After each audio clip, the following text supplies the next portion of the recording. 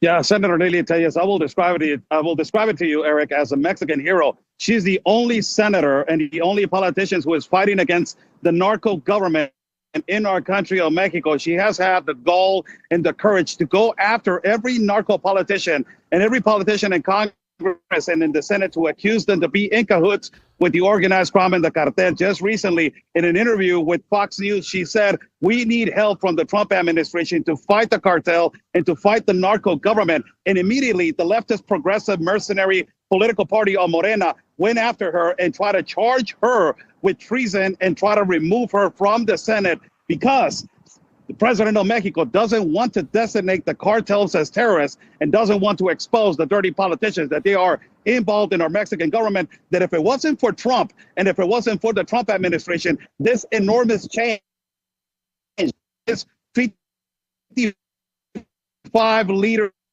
of cartels that they have been extradited or delivered to the United States, the hundreds of thousands of criminals that they have been arrested, and more than 50% decrease of distribution of fentanyl. This would not be happening if Trump would not be in office. If Kamala Harris would be in office right now, it will be a complete disaster. And Lili Tellez, it is the only politician, a Mexican hero, who has been defending the sovereignty of Mexico and going after the cartels and basically asking the Trump administration to come and pressure more the Mexican government to expose the dirty politicians. Eric.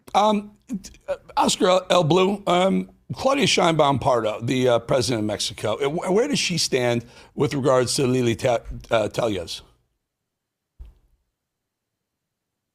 Well, at first, she accused her in front of everybody and in front of the world of treason, to our country, because she misinterpreted and said that on the interview, Lili Tellez asked for an intervention in our country of Mexico. She completely did not ask that. She's completely incorrect. It is against our Constitution, Article 129 of the Constitution of Mexico, that no foreign military can intervene without the consent of the Congress of the Union and also the Mexican president. Then later on, she said, we are not going to remove Lili Tellez from the Senate, and also we're not going to accuse her of treason. Why? Because she's completely incorrect. The only thing that Lili Tellez is asking, it is to fight the cartel, to fight the narco government of this political party that is clearly in cahoots. Eric, let me just tell you a little story that happened. An entrepreneur in Ensenada, Baja California, a young man, had to close his seafood restaurant that he started from scratch, and he came out on a